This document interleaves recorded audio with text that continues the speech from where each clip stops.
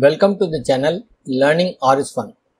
In the last video, we have covered factors which are meant to handle categorical values in the dataset.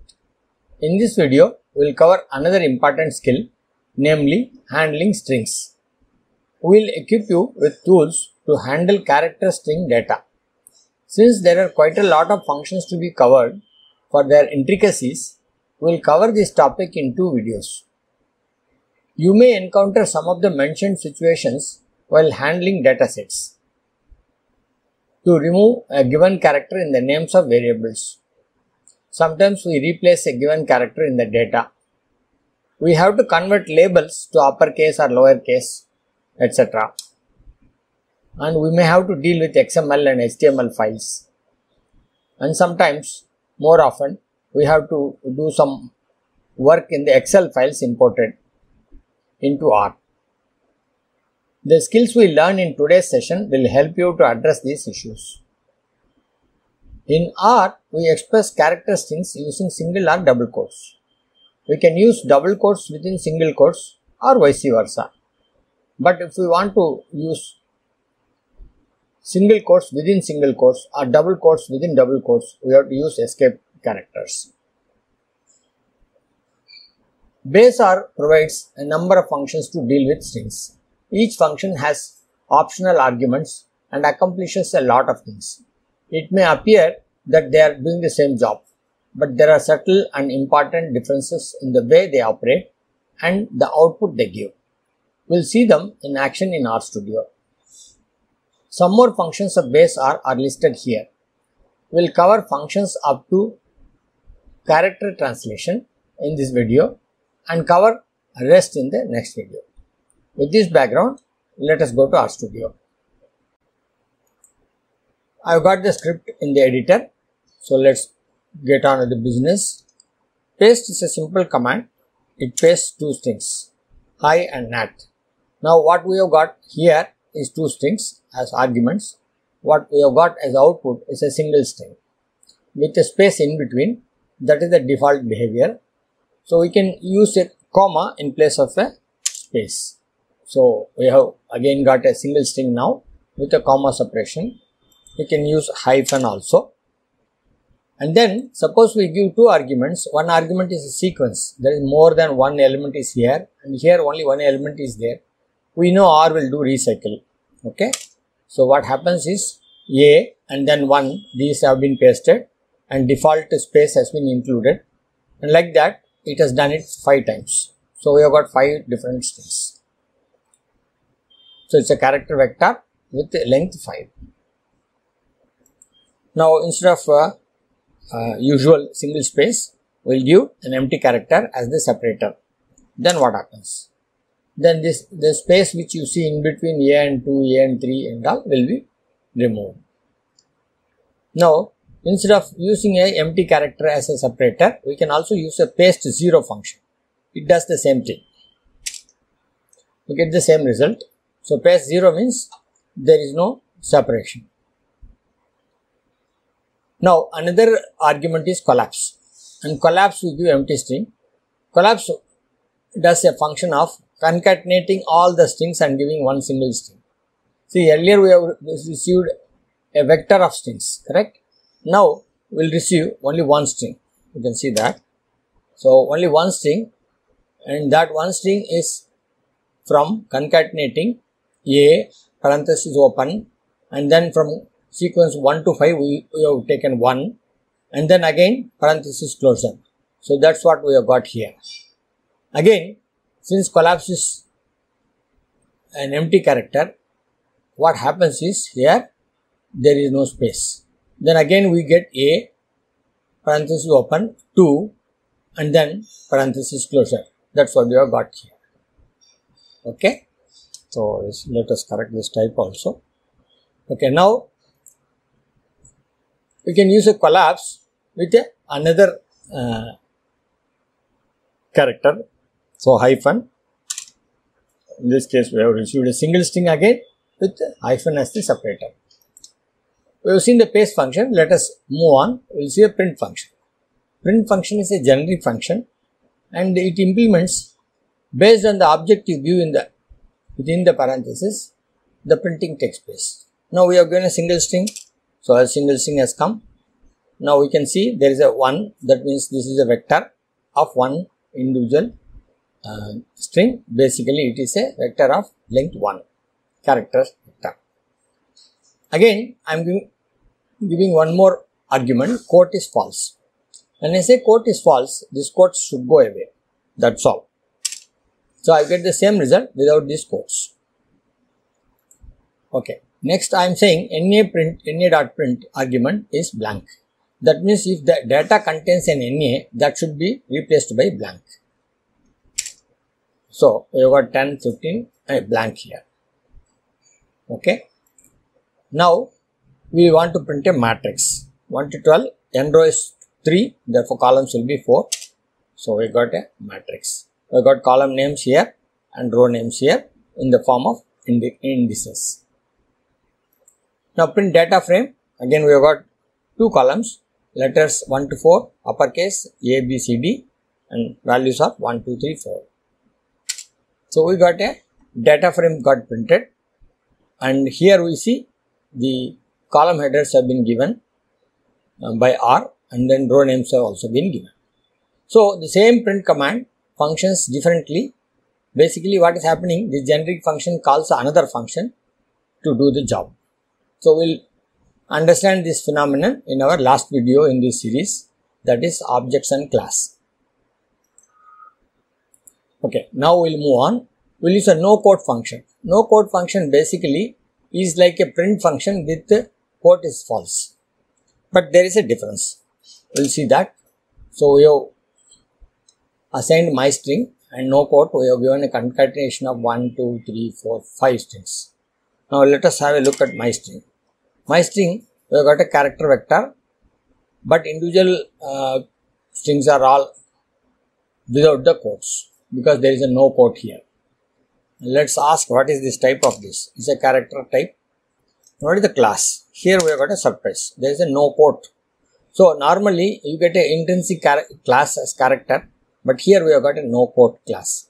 So when we use a no quote function, a separate class no quote is involved in this. We get a vector, we also get concatenation of the individual values given here, because there is a concatenation here. Otherwise it simply reproduces the character vector without the quotes. So now we'll use a cat function. So before that, let me define one my string.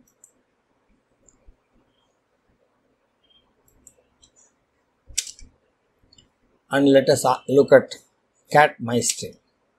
Cat my string, there are 2 things to be noted. One is there is no quote here. Okay. The second thing is that number 1, which is indicating it's a vector, that is no longer there. That means this is not a vector. Then what is this? This is only a simple output, that's all. Let us see type of this, and type of this is null. Basically type is null, and R gives a result always with a vector indication. So that is the one here. And since it's a cat function, so it has to give output, so the output is here. Now length of cat function of my string, we get 0.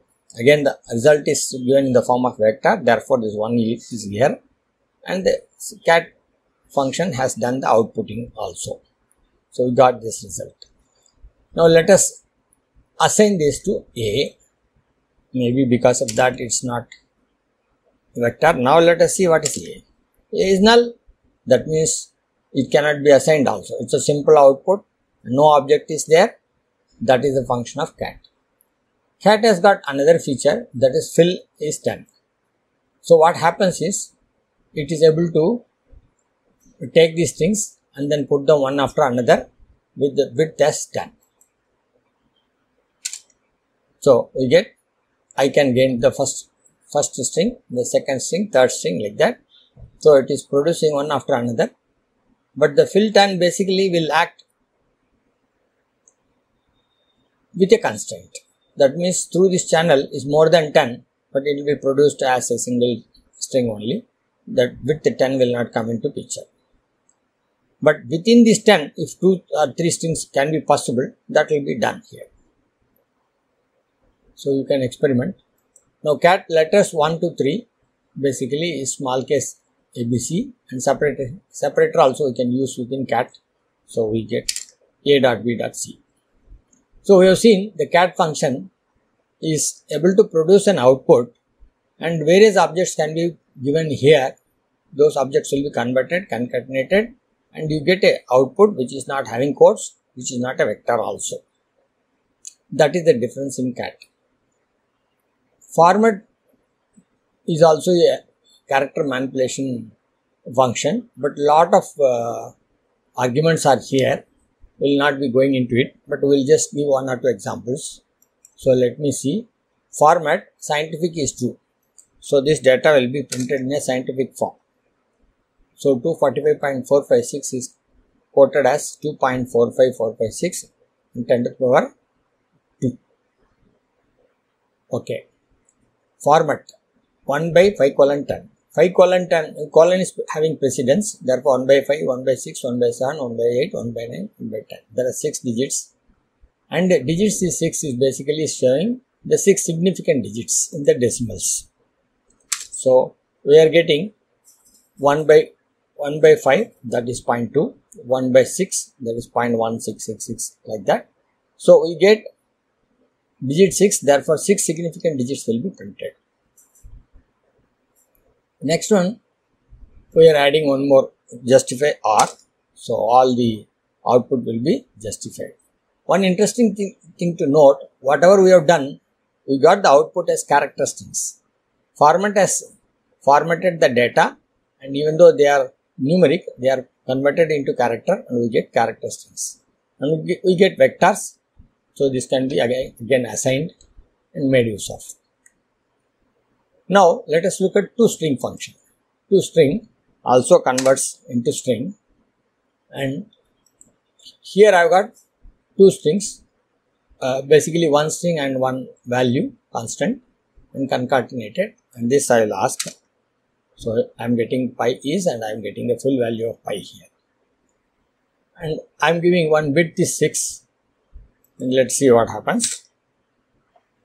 Here whenever you say width is 6, the output is going to be including 4 dots, and then whatever is possible within the remaining. It will be more clear here. That is, the total between 2 characters is 15 characters, and 4 characters have to be for 4 dots, and remaining will be whatever is possible from this. That is pi space is, that is 5 characters, then 1 comma, here there is a space and comma, and then pi. The pi value is starting from 3.1. After that, we don't have space because the width is only 15. So this can be made use of by different situations. Now we have seen different functions. Let us have a what is called a comparison. We will use the same value, and then we will use different functions. Now 10 to 15 is this what we want to access as an argument for various situations, and assign them also so that we can have a look at the environment. Okay. Now P1 print 10 colon 15. So P1 gives an integer vector 10 to 15. So we are getting 10 to 15. That is print function returns an integer vector.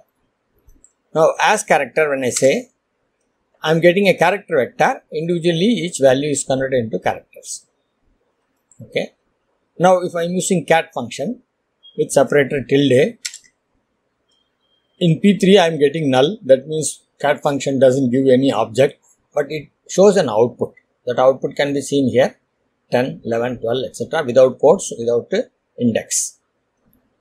Now let us take P4 paste. Paste function, paste P4 has given a character vector, individual values have been converted to string, and collapse is we have given empty character in the next statement. In P4 we have simply said 10 to 15, and individually 10 to 15 have become character strings. Now in P5 we are saying collapse is empty character. So one single string should be the output. So P5, one single string is the output. Since collapse is empty characters, all have been combined together. We have used two string. Now let us look at it. In two string, what happens? We have got a single string, but we have got a separation of a single space in between.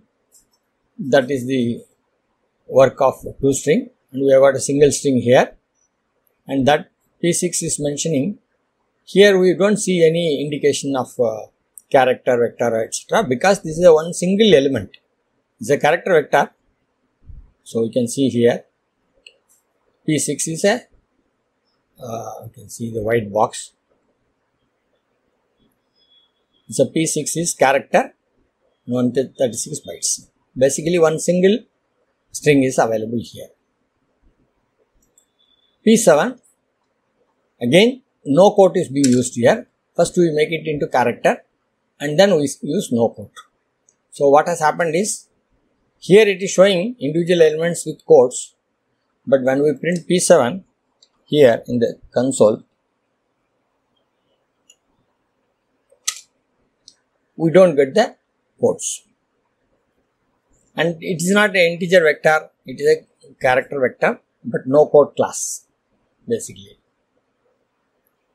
Is numeric, we can ask, it will say false because these are not character numeric as such. Now there is a function ncar, basically it returns the number of characters. Then there is, if three different strings are there and then concatenation is there, then this becomes a character vector. So when a character vector is given to ncar, individual elements character numbers are given here. So how has got three string characters? U question mark has got 4 characters. Now to upper is obvious. So everything is converted to upper. Case fold basically converts everything into lowercase. But if you want uppercase, then you should say case fold upper is true. Then everything will become upper. Now there is an interesting function here. With this we will wind up today's session. Here we have got 3 strings. Okay. First argument is hello. The second argument is IFMP. Third argument is the data which is to be translated. So this translation has to take place based on this Q. What is the Q here? H is to be converted to I, E is to be converted to F, L is to be converted to M, O is to be converted to P. Now H is to be converted to I, so I got I here. Similarly, E is to be converted as F, therefore I got F here. So hello there has been translated using this Q and I am getting IFMMP THFRF. This is what I will be getting in the console when I execute the function. So I am getting this. The same input I have given here and I have reversed this to get the original string. So I am getting hello there. So it's a character translation works like this. In the second case, since I have not given exclamation, that exclamation is missing here. That's all. And if the code is such that you give a Q and there are characters here which are not explained here, then they will be retained. Like in this case, hello there is an exclamation. An exclamation is not coded. Therefore, you will get that exclamation back here, like we got here. So that is the way character translation works. So in all these functions, there are additional arguments. So depending on the situation where we are using the particular function, we can explore and make use of those arguments to get what we want. It's time to wind up our session. In this video, we covered a lot of simple but powerful functions of R which help us to handle strings with their intricacies. We will cover the rest of the functions in our next video. Till then, bye from me. Thanks for watching.